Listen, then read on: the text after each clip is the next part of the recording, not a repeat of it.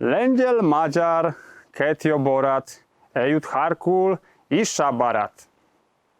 Czyli dzisiaj opowiem Wam o historii średniowiecznej naszych południowych sąsiadów, o historii, która jest niezwykle fascynująca, a o której tak mało w Polsce się wie.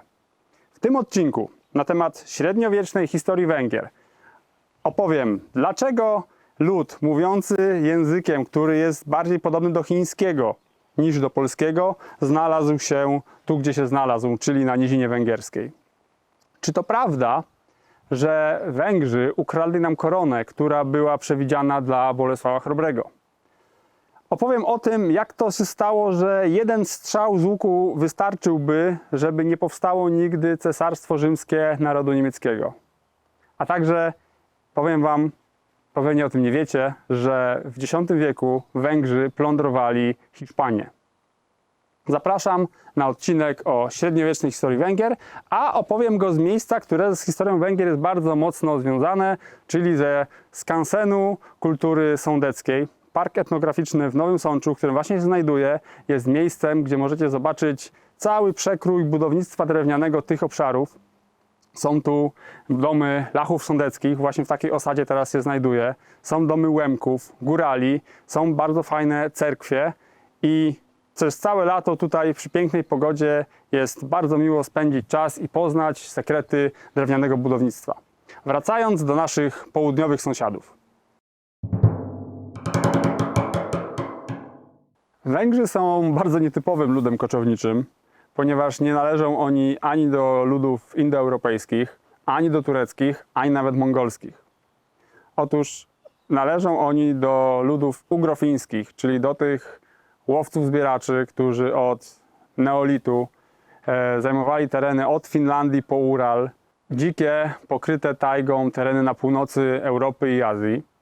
I stamtąd właśnie przodkowie Mongołów, gdzieś na początku pierwszego tysiąclecia naszej ery, przesunęli się na południe i weszli na step w okolicach południowego Uralu. Tam, kiedy Awarzy wynieśli się do Europy na początku VI wieku, Węgrzy znaleźli swoją niszę ekologiczną, że tak powiem, i zaczęli swój żywot jako horda koczowników, przenieśli się w okolice Wołgi. Tam wchodzą w kontakt z kaganatem hazarskim i przez długi czas z nimi współpracują jako sojusznicy lub poddani. Jednak na początku IX wieku dochodzi do buntu Węgrów przeciw Hazarom i ruszają oni dalej na zachód, siejąc spustoszenie na stepie. Teraz osiedlają się nad Dolnym Donem, lecz ten przystanek nie jest zbyt długi, bo już po kilkudziesięciu latach ruszają oni dalej na zachód i zajmują tereny dzisiejszej Mołdawii, a ma to miejsce około 850 roku naszej ery. Stąd w 892 roku ruszają na wyprawę wojenną przeciwko Wielkim Morawom i przynoszą z tej wyprawy następujący wniosek. Za Karpatami leży piękna równina, świetnie nadająca się na pastwiska dla naszych koni, krów i owiec.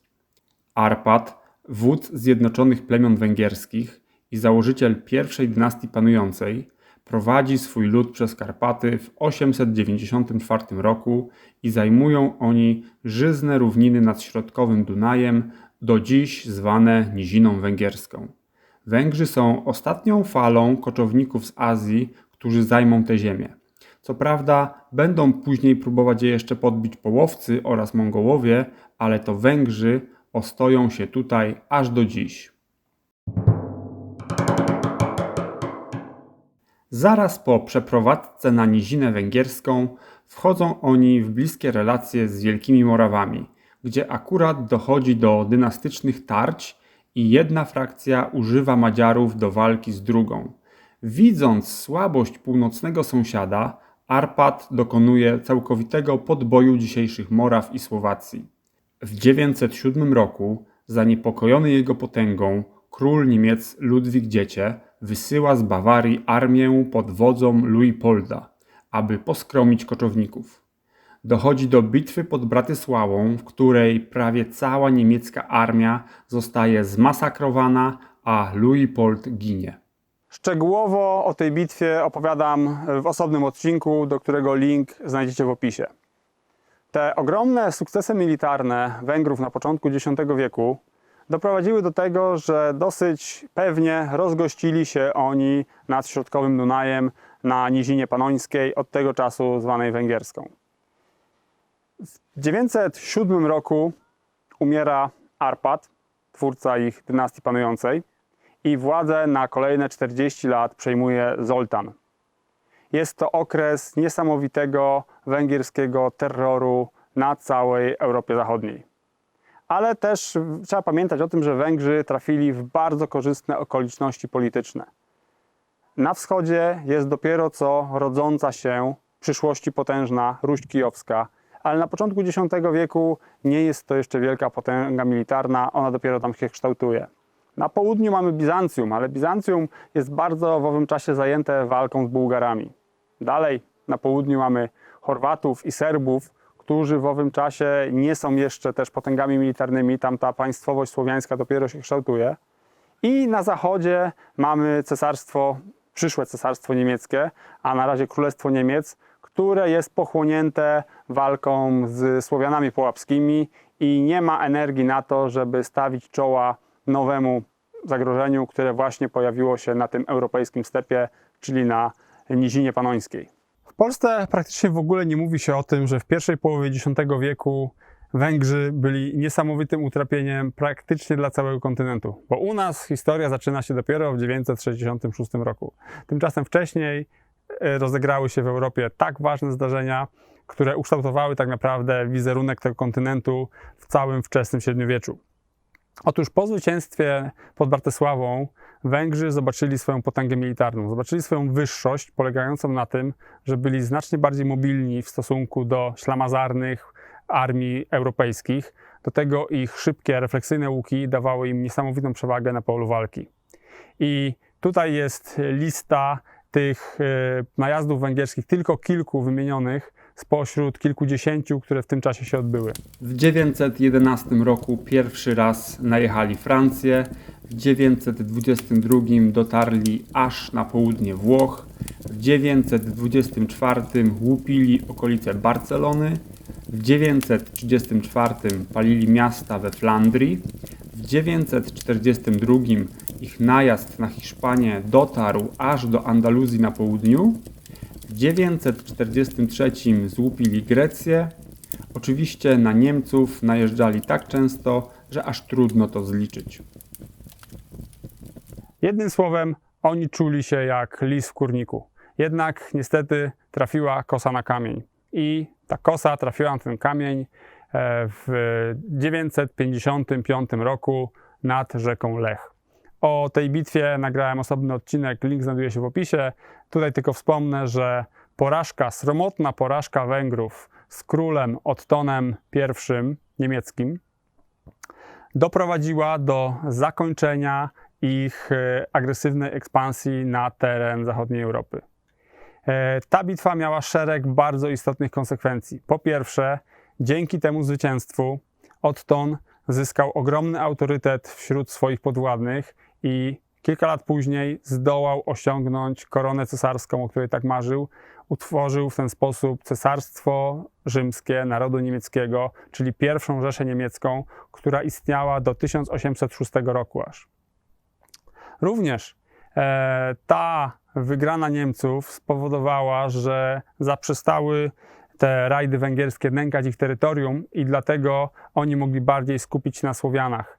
Od tego czasu zaczyna się systematyczny podbój Połabia i przez kolejne 100 lat praktycznie oni zdobędą już praktycznie całe Połabie, a gdyby im tych Węgrów nie udało się pokonać wtedy, to dalej musieliby się z nimi męczyć i Słowian połapskich na dłuższy znacznie czas zostawiliby w spokoju, co mogłoby z kolei spowodować, że ci Słowianie mogliby bardziej okrzepnąć i mieć siłę, żeby stworzyć państwa, które dadzą szansę oprzeć się temu niemieckiemu naporowi.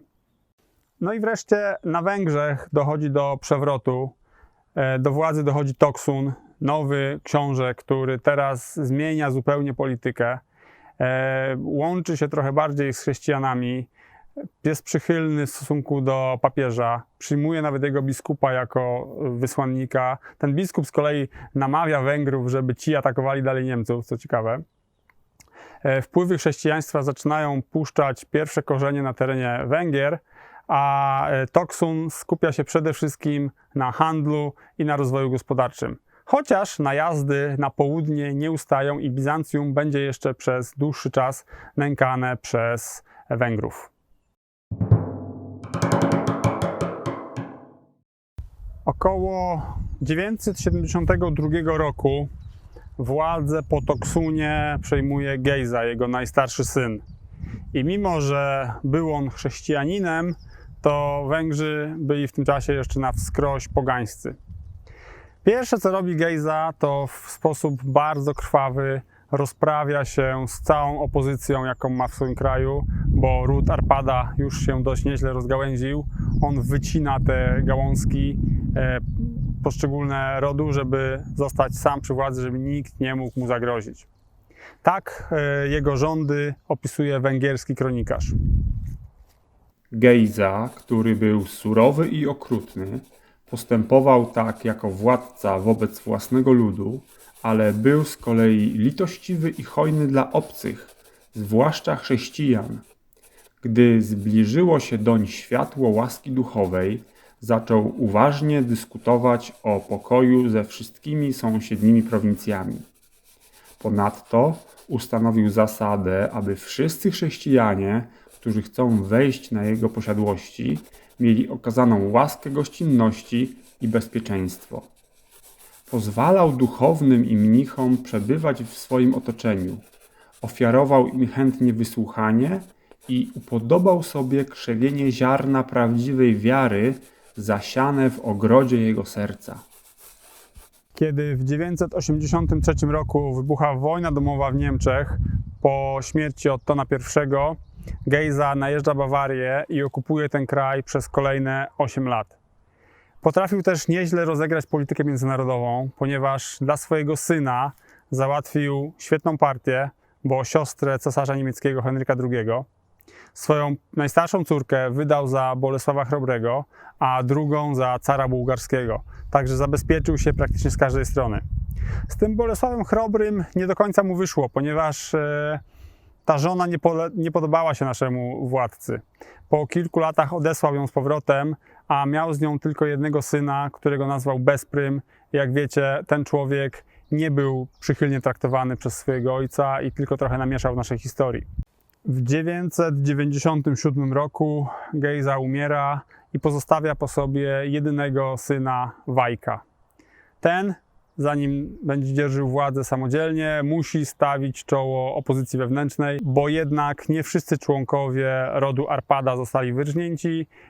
Jest pretendent do tronu, który walczy z nim, a tak naprawdę jest to walka dwóch wpływów, ponieważ Wajk reprezentuje wpływy niemieckie i zachodniego chrześcijaństwa. Tymczasem Kopany, ten drugi pretendent do tronu, przedstawia wpływy bizantyjskie, ale przegrywa. Przegrywa i Wajk na chrzcie przyjmuje imię Stefan. Po 3 latach zostaje koronowany na pierwszego króla Węgier, a później po 70 paru latach zostaje kanonizowany i jest pierwszym węgierskim świętym Stefanem. Stefan I Wielki praktycznie całą swoją władzę dzierży jako wasal Cesarstwa Niemieckiego. Nie jest na tyle silny, żeby wyzwolić się spod tego zwierzchnictwa. Nie robi tego, co robi Bolesław Chrobry, który przez całe swoje rządy praktycznie walczy z Niemcami. I stąd też Polakom i Węgrom w tym czasie nie jest po drodze, bo jedni są sojusznikami Niemiec, a drudzy, czyli my, zaciekle z nimi walczą. Stąd też prawdopodobnie wzięła się ta animozja, bo te rozdźwięki mogły być wcześniej, już wtedy, kiedy właśnie Bolesław Chrobry odesłał tą Judytę na Węgry i przyjął inną żonę, Emnildę, która była słowiańskiego pochodzenia. W 1002 roku Słowacja została najechana przez wojska Bolesława Chrobrego i jego panowanie sięgało wówczas aż do Górnego Dunaju. Dopiero około 10 lat później, kiedy nasz dzielny książę walczył z Niemcami, Węgrzy odbili te tereny, ale z kolei, aby zapobiec ich dalszemu atakowi na północ, za namową Bolesława Pieczyngowie z terenów dzisiejszej Mołdawii najechali Węgry od wschodu. Utarła się taka legenda mówiąca o tym, że właśnie to Stefan Węgierski ukradł koronę, która niemalże wędrowała już na północ przez Węgry, żeby trafić do Bolesława Chrobrego, a ten przekupił posłów, czy też napadł ich i zakradł tą koronę, która była dla naszego władcy. Otóż to jest kompletna bzdura moim zdaniem. Po prostu Stefan jako potulny sługa Niemców miał znacznie łatwiej uzyskać koronę, bo w tamtym czasie, aby koronować się na króla, trzeba było uzyskać zgodę cesarza oraz papieża.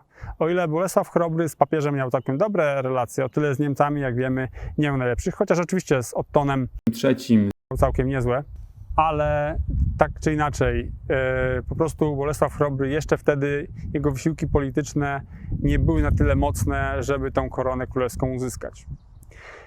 Kiedy po Chrobrym rządzi u nas Mieszko II, a jego władza załamuje się w 1031 roku, to Węgrzy są tymi, którzy między innymi najeżdżają nasz kraj i grabią tereny na południu. Pod koniec swoich rządów Stefan czuje się już na tyle silny, że wypowiada wreszcie posłuszeństwo Niemcom. Udaje mu się odeprzeć ich ataki w latach 30. XI wieku, ale niestety nie dochował się potomka. Znaczy miał syna, który zmarł podczas polowania w 1031 roku, więc zdesperowany zarządził, że jego następcą będzie jego siostrzeniec. Tym następcą tronu miał być Piotr Orseolo, ale Węgrzy w ogóle nie chcieli się zgodzić na coś takiego, na tak egzotycznego króla na swoim tronie i tak naprawdę on został na początku tym królem, ale po 3 latach został przez opozycję węgierską wypędzony, ponieważ on, będąc na Węgrzech, nie dość, że oczywiście nie znał języka, to czuł się zupełnie wyalienowany. Otaczał się przede wszystkim Niemcami, co nie podobało się jego poddanym, narzucał wysokie podatki i w końcu miarka się przebrała, Węgrzy wypędzili go. Wraz ze śmiercią w ogóle Stefana I Wielkiego zaczyna się kilkadziesiąt lat dużego chaosu na Węgrzech, które trwa aż do rządów Władysława I od 1077 roku. Mieliśmy tutaj znacznie więcej szczęścia niż Węgrzy, bo u nas to zamieszanie po upadku wczesnośredniowiecznej monarchii trwało znacznie krócej, bo u nas Kazimierz Odnowiciel znacznie szybciej zdołał zrekonstruować Polskę. W ogóle jest bardzo dużo podobieństwa pomiędzy Węgrami a Polską. Podobny czas przyjęcia chrześcijaństwa, podobny czas koronacji pierwszego króla. Tak samo Bolesław Chrobry, jak i Stefan Wielki byli bardzo mocnymi władcami, którzy długo rządzili i tak samo na Węgrzech, jak i w Polsce ta pierwsza wczesnośredniowieczna monarchia upada wraz ze śmiercią tego pierwszego charyzmatycznego władcy. Później zamieszanie i dopiero jest odrodzenie monarchii i jest to już stworzone na nieco innych zasadach. Także ciekawe porównanie, że dwa kraje zupełnie z inną genezą mają tak podobną historię we wczesnym średniowieczu. Wczesnośredniowieczne wojsko węgierskie składało się głównie z lekkiej kawalerii.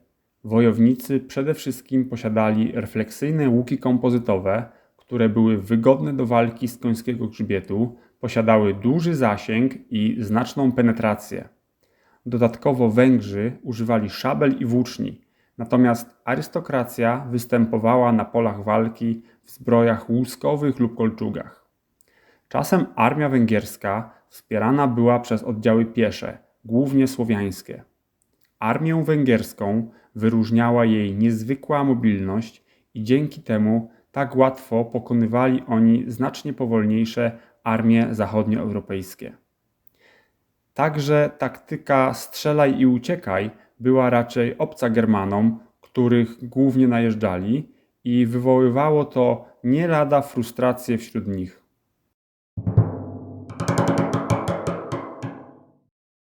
Piotr Orseolo szuka schronienia w Niemczech i tam uzyskuje wsparcie militarne. Jest kilka najazdów na Węgry, udaje się go przywrócić na tron, ale tylko na 2 lata.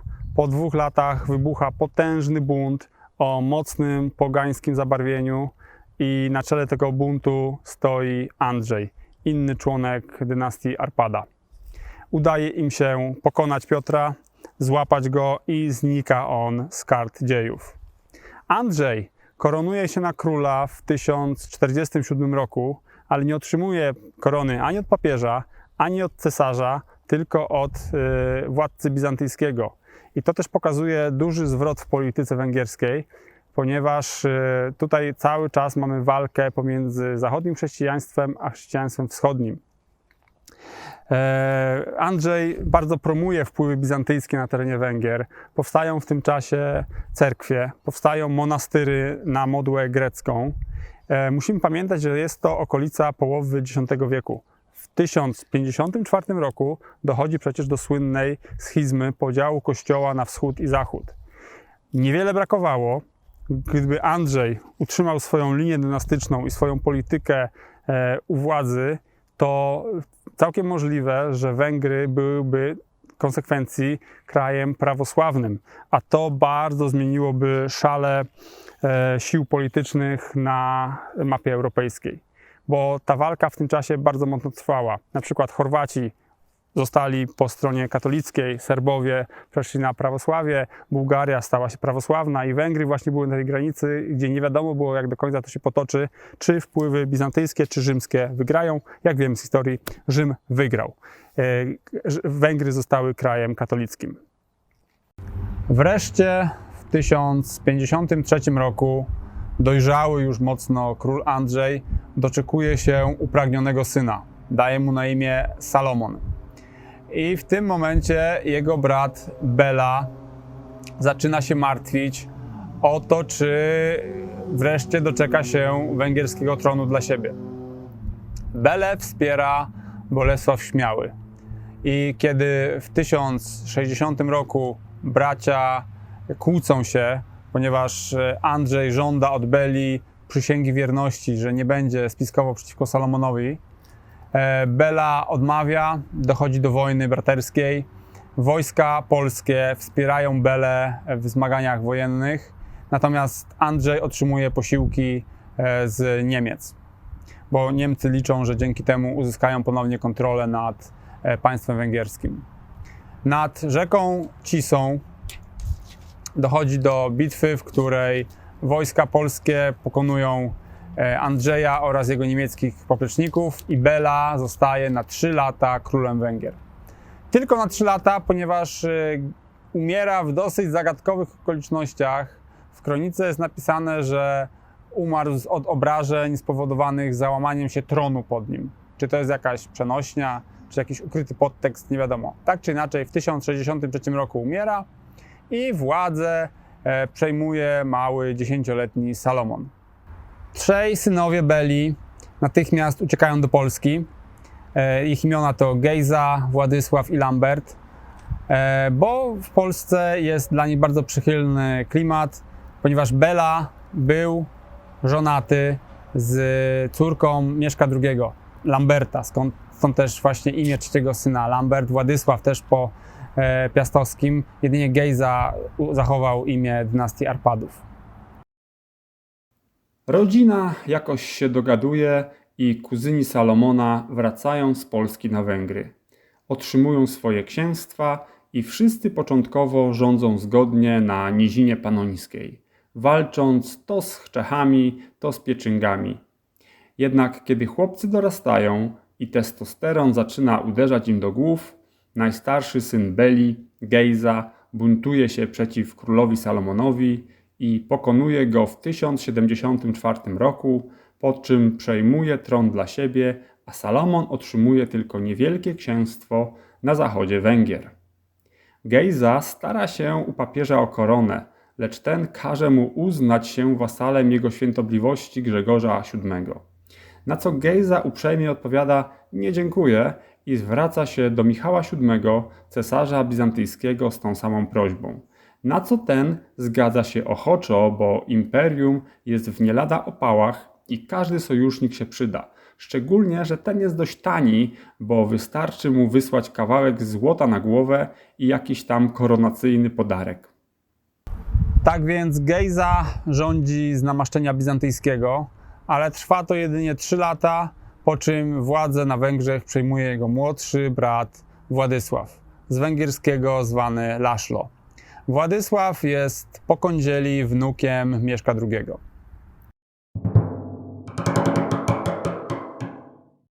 Wreszcie Władysław okazuje się być tym władcą, na którego czekały Węgry. Rządzi przez 18 lat i to powoduje nowy okres stabilizacji w tym kraju. Dodatkowo na korzyść dla niego jest ciągłe zmaganie Grzegorza VII i cesarza Henryka, Canossa, upokorzenie cesarza. To jest właśnie ten okres. Więc skoro cesarstwo i papiestwo są złapane za bary, on może realizować swoją politykę, nie zważając na tych zachodnich, bardzo potężnych sąsiadów. I okazja taka szybko nadarza się w Chorwacji, gdzie jego siostra była królową, ale po śmierci jej męża, a także jej syna, wygasła pradawna dynastia Tirpimirowiczów i Władysław włącza się w wewnętrzny spór o sukcesję, przejmując ostatecznie władzę dla siebie w 1092 roku. Wsławia się on także kilkoma zwycięstwami na wschodzie, kiedy to nowa inwazja ludów stepu, połowców tym razem, wlewa się przez jego karpackie granice. Część schwytanych przez niego połowców zgadza się przyjąć chrześcijaństwo, więc Władysław przesiedla ich w głąb Węgier i wykorzystuje w kolejnych latach jako dość użyteczne wsparcie militarne. Władysław, zwany László, przez współczesnych uważany jest za prawego rycerza i obrońcę Kościoła katolickiego. Dlatego, kiedy w Europie rodzi się myśl, aby wyruszyć na krucjatę do Jerozolimy, wielu władców uważa, że to właśnie on powinien stanąć na czele tej pierwszej wielkiej krucjaty. Niestety do tego nie dochodzi. Umiera on w tym samym roku, w 1095. Natomiast staje się on momentalnie bardzo popularny, zostaje później kanonizowany i do dzisiaj wiele kościołów na Węgrzech jest pod wezwaniem właśnie świętego László I. Po śmierci Władysława jego syn Koloman, lekko niepełnosprawny, zostaje królem i rządzi przez kolejne 20 lat. Ta jego lekka niepełnosprawność powoduje, że jest on mocno zainteresowany książkami, dlatego zyskuje przydomek uczony.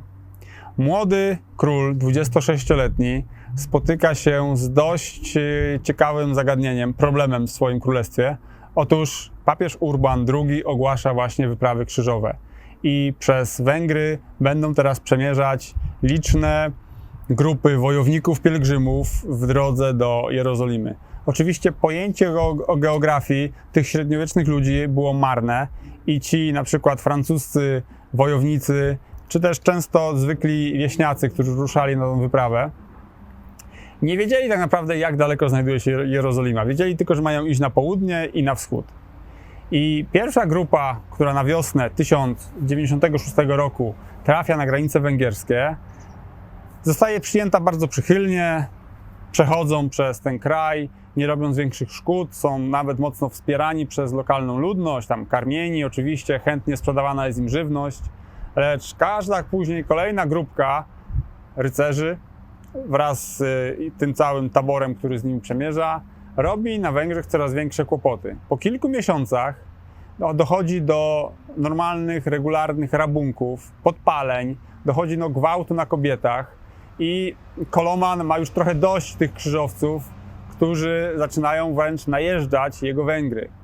I kiedy wreszcie główna armia krzyżowców pod wodzą Godfreya z Bouillon staje na granicy węgierskiej, Koloman mówi, że nie ma mowy, nie przejdziecie. Dochodzi do negocjacji i dopiero kiedy Godfrey godzi się dać licznych zakładników, Koloman zgadza się, aby ta armia przemaszerowała i to szybciutko Węgry, nie robiąc spustoszeń. Taki to był los z tymi krzyżowcami. Oczywiście, jak wiemy, ta pierwsza krucjata to był taki zryw kiepsko przygotowany. Ci ludzie w większości nawet nie dotarli do celu, ponieważ albo zrezygnowali po drodze, albo wręcz zmarli z wycieńczenia, z głodu, z różnych chorób, które im towarzyszyły, no bo jednak przebycie tak dużej masy ludzi, przebycie tak dużej masy ludzi, tak długiego dystansu w średniowieczu nie było takie łatwe. Szczególnie właśnie, że oni wkurzali wszystkich po drodze, bo uważali siebie za świętych, że każdy ma im służyć, więc plądrowali, palili i Ci ludzie też oczywiście przeciwko nim walczyli, dochodziło do różnych sytuacji, takich jak na przykład oblężenie zamku Mason-Magyarowar, który normalnie taka mała armia krucjaty obległa na Węgrzech, bo po prostu spodobało im się, że tam będą zapasy dla nich. Dopiero interwencja króla i ruszenie na nich z wojskiem spowodowało, że odstąpili od oblężenia i ruszyli dalej swoją drogę na Jerozolimę.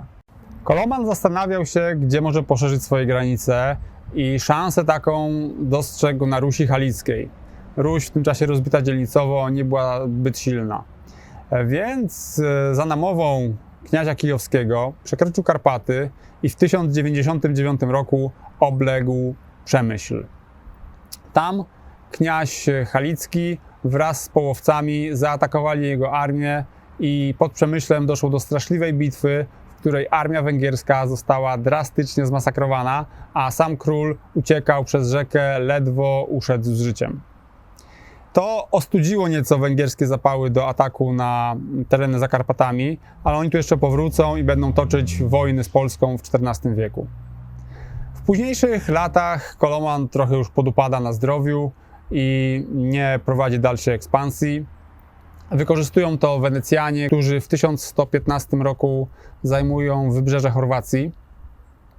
Koloman umiera rok później, a jego schedę, jego królestwo przejmuje 15-letni syn Stefan II, który został już koronowany za życia ojca, ponieważ cały czas z Kolomanem walczył wewnętrznie Almos, inny członek dynastii Arpadów, i w końcu ten Koloman w ogóle się tak wkurzył, że zarówno Almosa, jak i jego syna Belę oślepił. Stefan II rządzi przez 15 lat i jest to bardzo zdolny król. Niestety umiera z powodu choroby. Lata jego rządów cechuje duża ilość wojen.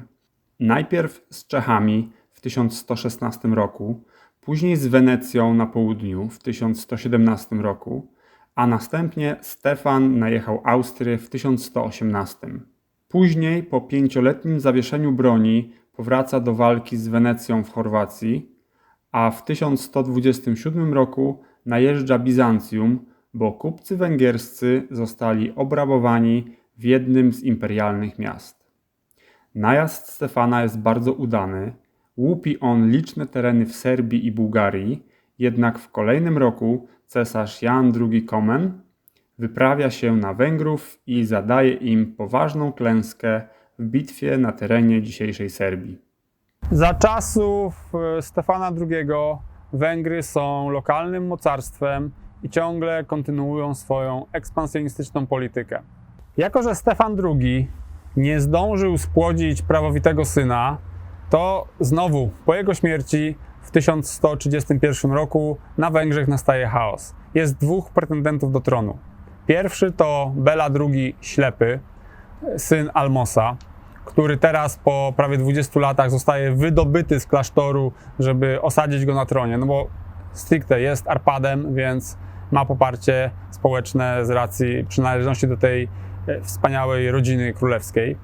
Z drugiej strony jest Borys, drugi syn Kolomana, który został urodzony przez Eufemię, księżniczkę kijowską, która była jego drugą żoną. Problem jest taki, że najprawdopodobniej Koloman nie miał nic wspólnego z poczęciem tego dziecka, a Borys najprawdopodobniej po prostu był wynikiem zdrady małżeńskiej, bo w tym czasie on już był trochę schorowany i po prostu nie był zdolny do tego, żeby tegoż Borysa uczynić. Prawdopodobnie też współcześni widzieli brak podobieństwa pomiędzy Borysem a Kolomanem uczonym. Ścierają się dwa stronnictwa. Belę Ślepego popierają Niemcy. Za Borysem staje oczywiście kniaź kijowski, staje cesarz bizantyjski i staje nasz Bolesław Krzywousty. Dochodzi do wojny domowej, ale niestety bitwę wygrywają Niemcy i stronnicy Beli Ślepego. Borys zostaje wygnany, a co więcej, później, żeby się zrewanżować nieco na Polakach, Bela urządza kilka rajdów na tereny południowej Polski w latach 1132-1135. Czyni to wraz oczywiście z księciem halickim Włodyką.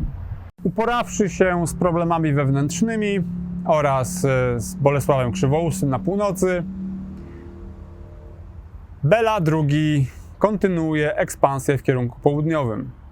Już Laszlo I zdobył tytuł Rex Slavorum, czyli król Słowian Południowych. Teraz do tego dochodzi tytuł Rex Ramea od rzeki, która płynie przez Bośnię, a w przyszłości jeszcze królowie węgierscy zdobędą tytuł Rex Serbum, czyli król Serbów. Pod koniec swojego życia Bela, będąc nieco schorowany, popada w alkoholizm i po pijaku dokonuje straszliwych rzeczy. Dochodzi do takich scen na dworze węgierskim, że pijany król rozkazuje mordować zupełnie niewinnych ludzi, bo po prostu ma taki kaprys. Dlatego, kiedy w 1141 roku umiera, Węgry odetchną z ulgą, bo ten umordowany człowiek wreszcie odchodzi do ich wspaniałego stwórcy. Po nim władzę przejmuje jego syn, Gejza II, i będzie on rządził przez kolejne 21 lat. I w tym czasie właśnie Węgry będą wielkim mocarstwem, lecz o ciekawej historii Węgrów w drugiej połowie XII wieku oraz o ich walce z Mongołami w XIII wieku opowiem już w kolejnym odcinku, na który już dziś zapraszam, a przypominam, że znajdujemy się w Parku Etnograficznym Ziemi Sądeckiej, który możecie odwiedzać przez cały sezon ciepły i są tutaj naprawdę piękne budynki, które warto zobaczyć i poczuć ten starodawny klimat drewnianych budowli. Do zobaczenia! Hej!